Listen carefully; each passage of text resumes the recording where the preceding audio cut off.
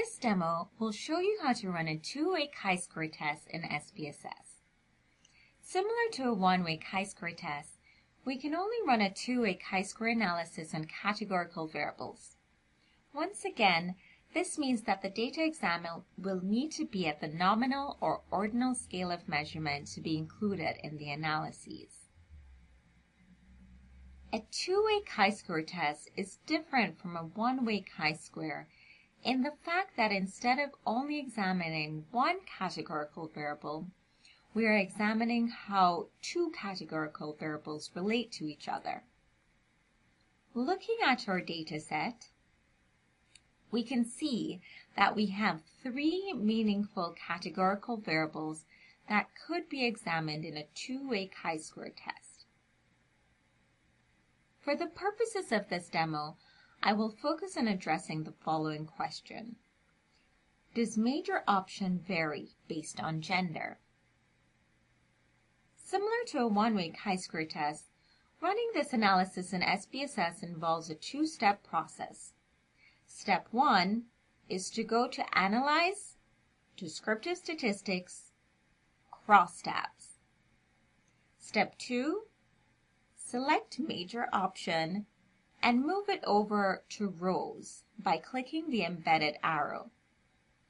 Then select Gender and move it over to Columns. Before clicking OK, you will need to select a few different options. Click Statistics and check the boxes for chi-square and Phi and Kramer's V. Then click Continue. Click Cells and check off the following options.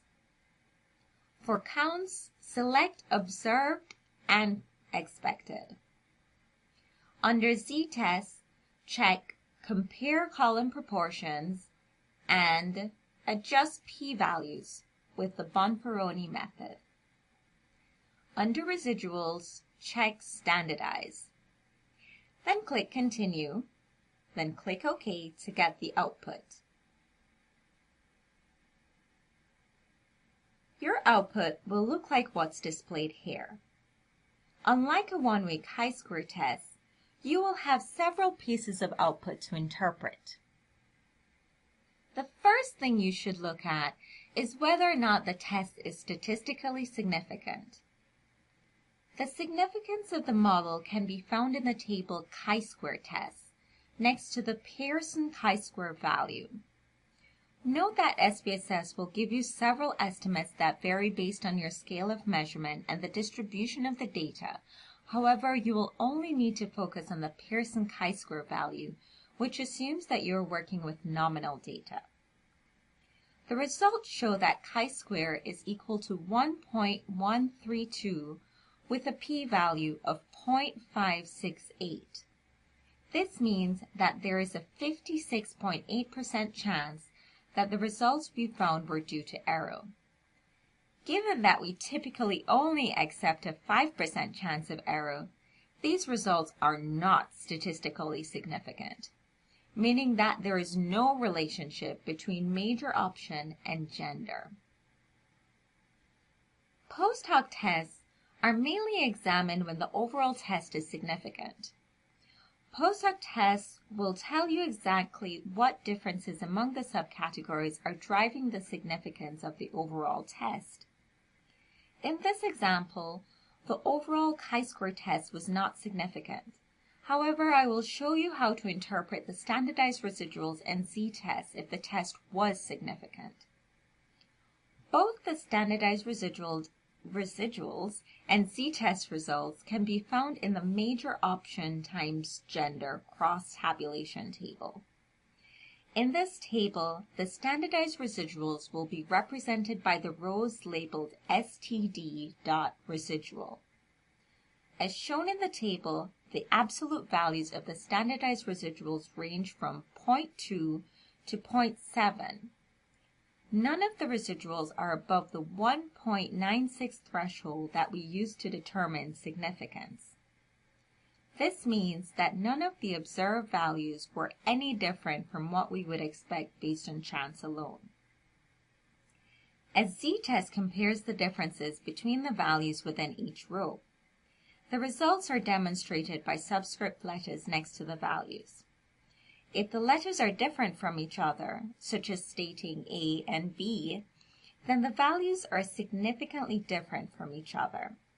However, if the letters are the same, then the values are not significantly different from each other.